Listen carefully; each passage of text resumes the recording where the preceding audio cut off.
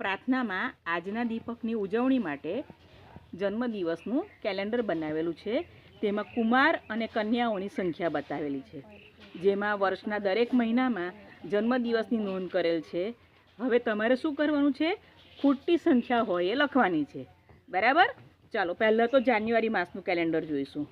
કેટલા કુમારના જન્મદિવસ છે જાન્યુઆરી માસમાં? 1. અને કેટલી કન્યાના છે? 2. એટલે કુલ કેટલા થશે? 3. ચાલો ફેબ્રુઆરીમાં કેટલા કુમારના જન્મદિવસ છે? 3. અને કેટલી કન્યાના છે? 2.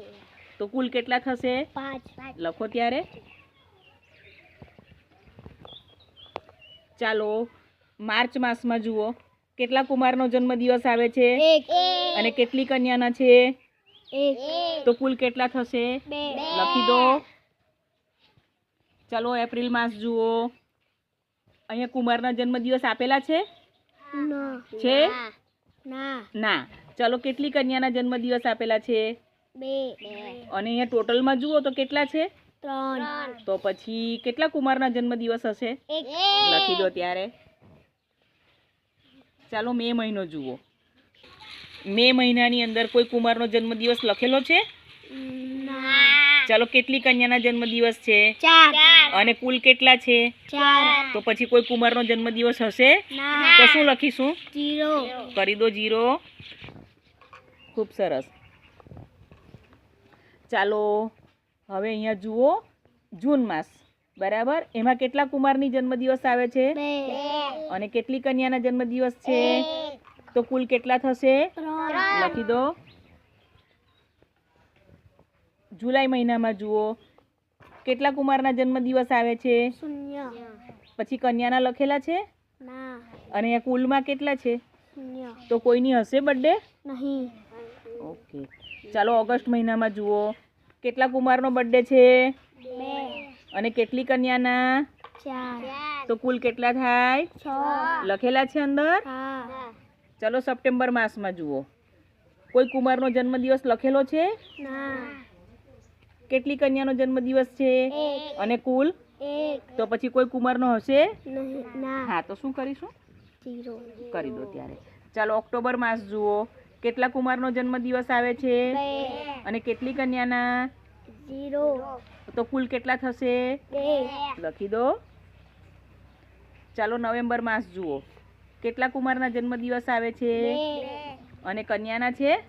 આમાં કશું લખેલું છે? અને કુલમાં જુઓ કેટલા છે? 3. તો પછી કેટલી કન્યાના હશે જન્મદિવસ? 1. Very good. ચાલો ડિસેમ્બર માસ જુઓ, કેટલા કુમારના જન્મદિવસ છે? 3. કન્યાના લખેલા છે? ના. કુલમાં કેટલા છે?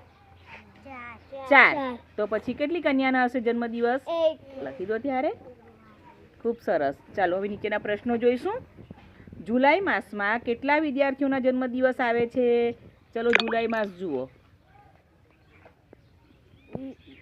0. ચાલો એક પણ વિદ્યાર્થીનો નથી એટલે લખી દો 0. એપ્રિલ માસમાં કેટલી કન્યાઓના જન્મદિવસ આવે છે? 2. ચાલો લખો ત્યારે 2.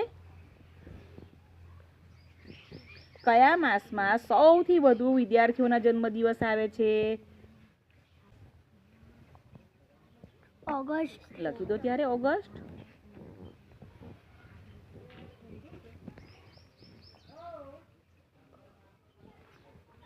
ચાલો ઓગસ્ટ માસમાં કેટલા વિદ્યાર્થીઓના જન્મદિવસ છે? આપણે જોયું ને કે સૌથી વધારે વિદ્યાર્થીઓ, તો કેટલા વિદ્યાર્થીઓના જન્મદિવસ આવે છે? 6. ચાલો કયા માસમાં સૌથી ઓછા વિદ્યાર્થીઓના જન્મદિવસ આવે છે?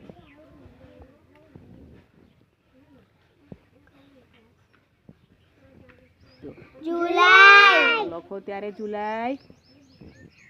કેટલા વિદ્યાર્થીઓના છે? 0.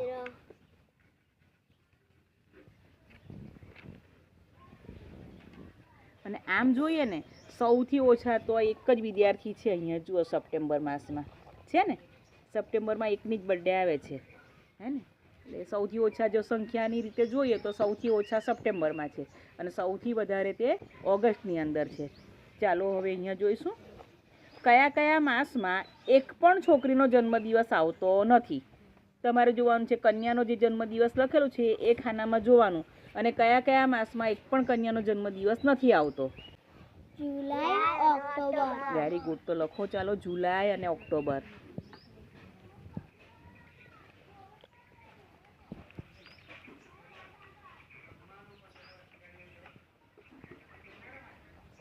અને ઓક્ટોબર લખી દો બેટા.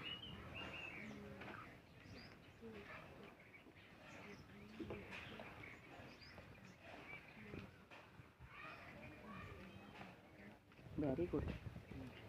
ચાલો, વર્ષ દરમિયાન કેટલા વિદ્યાર્થીઓના જન્મદિવસની નોંધ કરવામાં આવી છે? જાન્યુઆરીથી ડિસેમ્બર સુધી કુલ કેટલા વિદ્યાર્થીઓના જન્મદિવસની નોંધ થઈ છે અહીંયા? 36 તો લખો ત્યારે 36. ખૂબ સરસ. સપ્ટેમ્બર માસમાં કેટલા કુમારોના જન્મદિવસ આવે છે? ચાલો સપ્ટેમ્બર માસ જુઓ. 0. તો ચાલો લખો 0.